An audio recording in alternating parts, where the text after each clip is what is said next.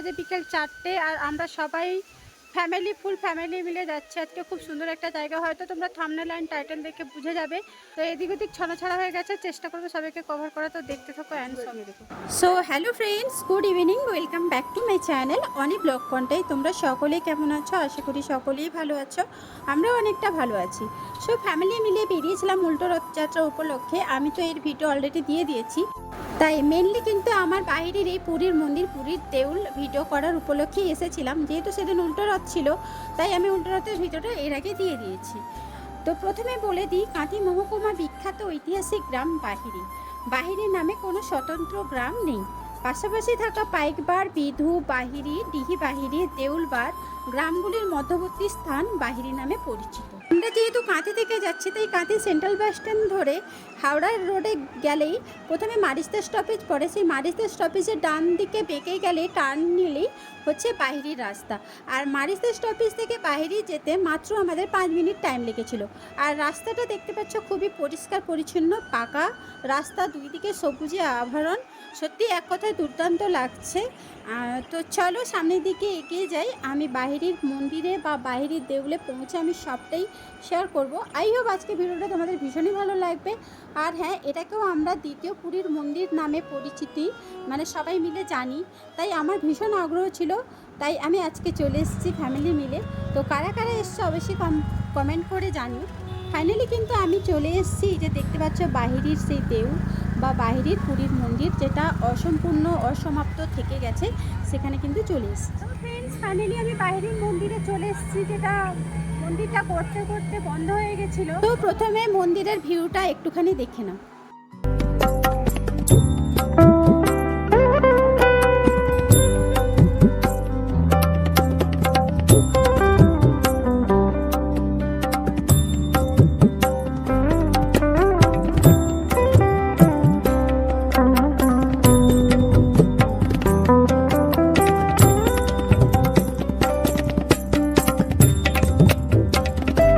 500 বছরের প্রাচীন এই জগন্নাথ মন্দির ও দেউলকে ঘিরে নানান লোককথাদের মধ্যে প্রচলিত রয়েছে। ঐতিহাসিক পিদ ও বাহিরি জগন্নাথ দেউলের মধ্যে পাওয়া শিলালিপি থেকে জানা যায়, 1584 সালে পদ্মনাভ দাসের ছেলে বিভীষণ দাস এই জগন্নাথ দেউল তৈরি করেন। সেখানে স্থাপন করা হয় জগন্নাথ, বলরাম ও সুভদ্রা বিগ্রহ। ইতিহাসবিদদের মতে রসিক মঙ্গল কাব্যে উল্লেখিত হিজলি মণ্ডলের বিভীষণ মহাপাত্রই শিলালিপিতে লেখা বিভীষণ দাস মহাপাত্র। ইতিহাসবিদদের মতে কুষাণ, গুপ্ত ও পাল বংশের রাজত্বকালে শিল্প সৃষ্টিতে সমৃদ্ধ হয়ে উঠেছিল বাহিরি। এখান থেকে পাওয়া প্রাচীন একটি পাথরের মূর্তি কলকাতা বিশ্ববিদ্যালয় সংগ্রহশালায় রক্ষিত রয়েছে। দেউলবার গ্রামের উল্লেখযোগ্য পুরাকীর্তি হল পুরীর মন্দিরের আদলে জগন্নাথ মন্দির, পূর্বমুখী জনমোহন সহ ইটের তৈরি চির উন্নত শিখর দেউল। সমতল ভূমি থেকে অনেক উঁচু এক ঢিবির উপরে এই দেউল। জগমোহনের প্রবেশপথে দুপাশে নিবদ্ধ পোড়ামাটির কয়েকটি পদ্মফুল মন্দির ও জগমোহনের মাথায় 4টি লম্ফমান সিংহ। বর্তমান মন্দিরটি পরিত্যক্ত, কোনো দেবতার মূর্তি নেই। মন্দিরের গর্ভে 3টি পাথরের খোদাই করা ওড়িয়া ও হরপে লেখা সংস্কৃত শ্লোকের 3টি লিপি রয়েছে। প্রথম লিপি থেকে জানা যায়, কাশিরাম দাসের বংশে পদ্মনাভ দাসের পুত্র বিভীষণ দাস মহাপাত্র আবির্ভূত হয়েছেন। তিনি মন্দির নির্মাণ করেন। বলরাম, জগন্নাথ, সুভদ্রা ও গোপাল স্থাপন করে ব্রাহ্মণ দ্বারা প্রতিষ্ঠা করেন। মন্দিরে পূজারী ছিলেন গদাধর নন্দ। তিনি নিষ্ঠভরে পূজার্চনা করতেন। ক্রমে ক্রমে 200 বছর পার হয়ে যায় এবং মন্দিরে সোনা দানা, মূল্যবান রত্ন অপহৃত হতে থাকে। জগন্নাথকে রক্ষা করার তাগিদে লোকালয়ে আর একটি মন্দির নির্মাণ করে সেখানে 4টি মূর্তি স্থানান্তরিত করা হয়। বর্তমান মন্দিরটি জগন্নাথ মন্দির নামে পরিচিত। এই মন্দিরটা একটু বাদে তোমাদের সবটাই দেখাবো। প্রবেশপথে উঁচু এক স্তম্ভে করজোড়ে গরুরের মূর্তি বিদ্যমান। বাহিরি এলাকায় কোনো এক জায়গায় খননকালে 2টি কৃষ্ণ মূর্তি পাওয়া গিয়েছিল। মূর্তি দুটি বাসুদেব মূর্তি হিসাবে চিহ্নিত। প্রতি 12 বছর অন্তর মূর্তিগুলো দারু পরিবর্তন করা হয়। মন্দিরের উত্তর দিকে ঈশান কোণ ঘষে একটি বেদি আছে। এই বেদির নিচে পূর্বের মূর্তিগুলো সমাহিত আছে। মন্দিরের মূল উৎসব রথযাত্রা। জগন্নাথ মন্দিরের পাশে দেউলবার শ্রী শ্রী রামকৃষ্ণ সমাজসেবা প্রতিষ্ঠা ও মা শারদা শিশু রক্ষণাগার গড়ে উঠেছে। বাহিরি গ্রামটি বর্তমানে 5টি প্রাথমিক বিদ্যালয়, 2টি হাই স্কুল ও একটি উপস্বাস্থ্য কেন্দ্র নিয়ে একটি স্বয়ংসম্পূর্ণ গ্রাম। গ্রামটির অলঙ্কার হলো একটি দুটি নয় 4টি বিশাল পুকুর, যেগুলি সাগর নামে অভিহিত, যথা ভীমসাগর, হেমসাগর, চাঁদকনিয়া এবং চৌদ্দমানিয়া। কথিত আছে বিভীষণ মহাপাত্র পুরোহিতের জন্য গভীর করে পুকুর খনন করে পুত্র ভীমসেনের নামে দেন ভীমসাগর। এই পুকুরের পরিসর অতীব বিশাল, প্রায় আয়তন হচ্ছে 15 বিঘা। সো ফ্রেন্ডস, দেখতে পাচ্ছ এই পুকুরটা। তো এই পুকুরের কাহিনী অবশ্যই তোমাদের শেয়ার করবো না, আমাদের সাথে যেটা ঘটে গেছে। তো ফাইনালি বাইরের গেটটাও খুলে গেছে। আজকে যেহেতু উল্টো রথযাত্রা, সেই উপলক্ষে দেখো কচি কাচারা সব রথ নিয়ে বসে গেছে এই দেউলের সামনে। তো ফাইনালি আমি কিন্তু বাহিরের মন্দিরের ভেতর প্রবেশ করছি, যেটা পুরনো মানে আগের মন্দির, যেটাকে আমরা দেউল বলে জানি। তো চলো ভেতরে প্রবেশ করা যাক। সত্যি কথা বলতে দারুণই লাগছে, যেমন মেঘ, যেমন আকাশ, যেমন গাছপালা, তেমনি দেউলটাও গড়ে উঠেছে, মানে এক কথায় অপূর্ব লাগছে। সেম টু সেম পুরীর জগন্নাথ মন্দিরের আদলের পুরো সেম পুরীর মন্দির এখানে গড়ে উঠেছে।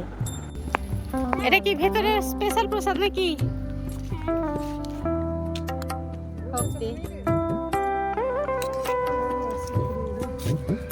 ফাইনালি ফ্রেন্ডস, আমি ভেতরে প্রবেশ করে নিয়েছি। এরপর আমি তোমাদের একটু চারদিক দিয়ে ঘুরিয়ে দেখিয়ে দিচ্ছি, তো তোমরা একটু দেখতে থাকো। তো লোকে মুখে কথা শোনা, যদিও আমি নিজের চোখে দেখিনি, তো অনেকে বলেছিল এই মন্দিরটা নাকি একদিনে নির্মাণ করা হয়েছিল এবং ভোরবেলা কোকিল বা কাক সম্ভবত কেউ একজন ডেকে দেওয়ার ফলে এই মন্দিরটা অসম্পূর্ণ থেকে যায়। তাই এই মন্দিরটা সম্পূর্ণ না হয় এখানে পূজা অর্চনা কিছুই হয় না।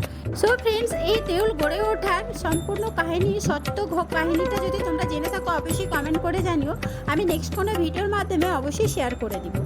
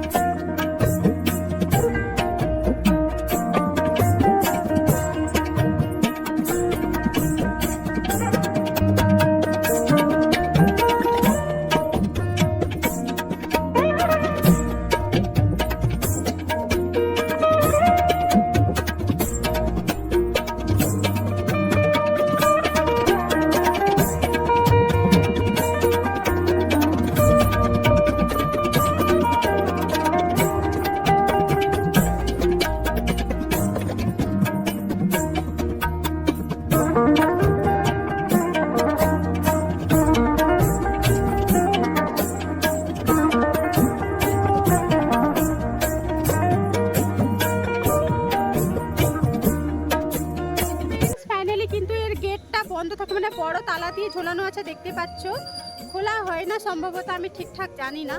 তো যাই হোক, ভীষণই ভালো লাগলো। হয়তো ভেতর প্রবেশ করলে আরও ভালো লাগতো, বাট ব্যাড লাগ। তো চলো দেখতে থাকো। সো ফ্রেন্ডস, এখান থেকে বেরিয়ে গেলাম। তো এরপরে যে 4টে পুকুরের কথা বলা হয়েছিল, তার মধ্যে এই যে একটা পুকুর, আর এই পুকুরটায় আবার নতুনভাবে একটা নৌকা বাঁধানো হচ্ছে, যেটা দেখে ভীষণই ভালো লাগলো। তো বর্তমানে এই যে পুকুরটা চাষের কাজে ব্যবহৃত হচ্ছে, এর উভয় দিকের পাড় এবং গভীরতা লক্ষ্য করলে মনে হয় এর মধ্য দিয়ে নিশ্চয়ই কোনো নদী প্রবাহিত ছিল। নদীটি বিভিন্ন গ্রামের ভেতর দিয়ে প্রবাহিত হয়ে রসুলপুর নদীর সঙ্গে মিলিত হয়ে দূরের দেশের সঙ্গে যোগাযোগ ঘটাতে সাহায্য করত। বিভিন্ন দেশের বণিকরা এই পথে পণ্যদ্রব্য জাহাজে করে নিয়ে আসতেন। নদীর পাড়ে ছিল এক বিশাল তেঁতুল গাছ অবস্থান। বণিকরা ওই গাছে নিজেদের জাহাজ বা বড় নৌকা বেঁধে রাখতেন। সেই জন্য গাছে ধীরে ধীরে শেকলের দাগ আঁকা হয়ে যায়, আর সেই পরিচিত হয়ে জাহাজ বাঁধা তেঁতুল গাছ নামে। ক্রমে ক্রমে এই নদীটাও বিলীন হয়ে গেল, তার স্মৃতি বহন করে চলেছে এই গাছটি। বর্তমানে গাছটি বেড়ে 222 ইঞ্চি, বয়স তার প্রায় 600 কাছাকাছি। শেকলের দাগ আজও খুঁজে পাওয়া যায় না, গেলেও অতীতের সাক্ষী হিসেবে তাকে দেখলে রোমাঞ্চ জাগে। সো যেটা আমাদের সাথে ঘটেছিল সেটা হচ্ছে, এখানে যেহেতু 4টে পুকুর খনন করা হয়েছিল, তাই আমাদের যে অটো দাদাটা গেছিলেন, দাদাটা বলেন এখানে 4টে পুকুর কিন্তু আছে। আমাদের যেহেতু সবটাই অজানা, তাই দাদাটার কথার মতন আমরা কিন্তু বেরিয়ে পড়লাম আর 3টে পুকুর খোঁজার জন্য। তো আশেপাশে লোকজনকে যখন জিজ্ঞেস করছি যে পুকুর কোথায়, বলে ওই গলি দিয়ে যান, সেই গলি দিয়ে যান। আমরা কিন্তু তাদের কথা মতন চলে যাচ্ছি, কিন্তু আমি তো পাশাপাশি লোকদের বলিনি যে 4টে পুকুর আমরা দেখবো। আমরা বলেছি এখানে পুকুরটা আছে কোথায়। তো আমরা যেহেতু মেনল্যান্ড দিয়ে যে পুকুরটা দেখেছিলাম, আমরা কিন্তু ভেতর দিক দিয়েও কিন্তু ক্রমাগত আবার চলে যাচ্ছি নতুনভাবে আর 3টে পুকুর দেখার জন্য। তো ফাইনালি দেখতে পাচ্ছ সরু রাস্তা, অলি গলি, জঙ্গল সমস্ত কিছু মানে ওভারগ্রাম করতে করতে কিন্তু আমি যাচ্ছি।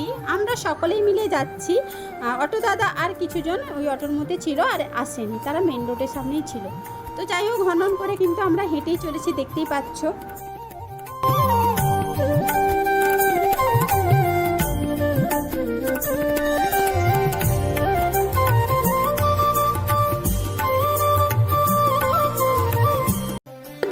আমি একটা বড় দিঘি বা সবাই মিলে দেখতে পাচ্ছিলাম, তাই দেখো অনেকটা আগ্রহ সহিত কিন্তু আমরা এগিয়ে গেলাম।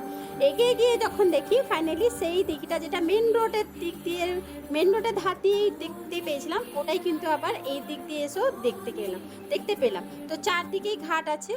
সো ফ্রেন্ডস, ঘুরে ফিরে আমি আবার সেই পুকুরটায় চলে এসেছি। এত জঙ্গল দিয়ে চিড়ে মিরে এলাম, মেন রোডের সামনে থেকে ক্যামেরা করেছি, দেন আবার ঘুরে ঘুরে এসে আবার এখানে চলে এসেছি শুধু এই অটো দাদাটার পার্লারে পড়ে।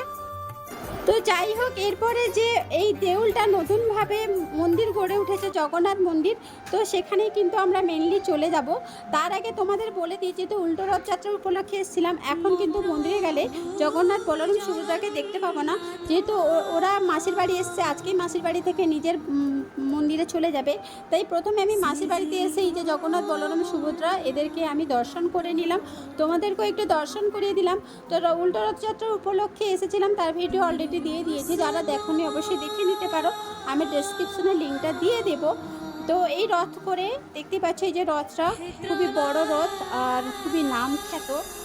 তো মাসির বাড়ি থেকে এই রথ করে কিন্তু তার নিজের মন্দিরে যখন যাবে, যেটা দেউল ছিল তার পরিবর্তে নতুনভাবে যে মন্দিরটা হয়েছে, তো সেই মন্দিরে আমি কিন্তু রওনা দিয়ে দিয়েছি।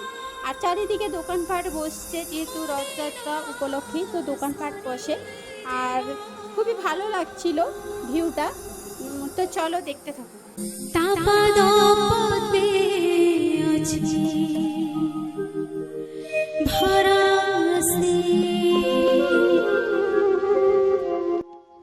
ফাইনালি ফ্রেন্ডস, আমি কিন্তু সেই মন্দিরে চলে এসেছি, যেটা দেউলের পরিবর্তে নতুনভাবে জগন্নাথ মন্দিরটা এখানে হয়েছে। আর এই মন্দিরটা ভীষণই সুন্দর, প্রতিদিন নিত্য পুজো তো হয়, যেহেতু এখন রথযাত্রা আরও ভালোভাবে পুজোটা হচ্ছে, আর মন্দিরটা আরও অনেক কমপ্লিট হতে বাকি আছে, মানে ইনকমপ্লিট আছে। এখানে পুরোহিত মাসের মুখ থেকে যতটা শুনলাম খুবই ভালো লাগলো, খুবই ভালোভাবে আমাদের কথাগুলো বললেন, বাট ব্যাড লাগে আমি কথাগুলো নিতে পারলাম না, কারণ হচ্ছে এখানে মাইক বাজছিল। তো যাই হোক, আমি বলে দিলাম। আর হ্যাঁ, যেভাবে পুরীর মন্দিরে, পুরীর আদলে যা যা মন্দির আছে, নাট মন্দির, সূর্য মন্দির, যেভাবে পুজো হয় এখানে কিন্তু সেম প্রসেসে কিন্তু পুজো হয় প্রত্যেক দিন। আর এখানে না সত্যি এসে মনটা ভালো লাগলো। এটাও বহু পুরোনো কালে স্থাপিত হয়েছে, দেখতেই পাচ্ছ। আমি চারদিকে একটুখানি ঘুরিয়ে দেখিয়ে দিচ্ছি, তোমরা দেখে নাও। আর হ্যাঁ, এখানে কিন্তু পুরোহিত মশাই বলেছিলেন এখানে কিন্তু মঠ আছে, মঠটাও খুব সুন্দর দেখার মতন। বাট আমাদের সন্ধে হয়ে যাচ্ছিল, বাড়ি ফিরতে হতো, তাই আর কি আমরা বাড়ি চলে এসেছি। নেক্সট টাইম যখন যাব অবশ্যই আমি শেয়ার করব মঠটা কেমন বা কী। তো যাই হোক, তোমাদের একটুখানি ঘুরিয়ে দেখিয়ে দিই, তোমরা দেখতে থাকো।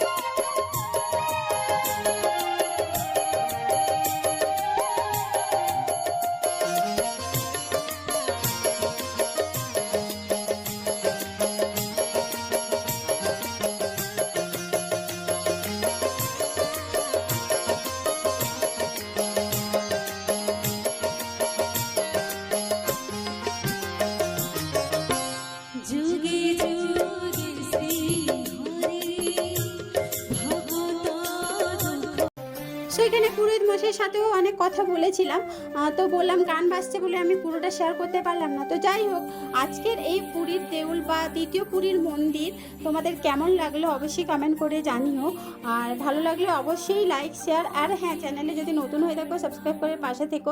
নেক্সট যাতে নতুন কোনো ভিডিও নিয়ে আমিও নিতে হাজির হয়ে যাব। আর হ্যাঁ, তোমরা কী ধরনের ভিডিও দেখতে চাও সেটাও কমেন্টের মাধ্যমে জানিও, দিলে আমারও ভালো লাগবে। তো তোমরা সকলে ভালো থেকো, সুস্থ থেকো অ্যান্ড সাবধানে থেকো। জয় জগন্নাথ।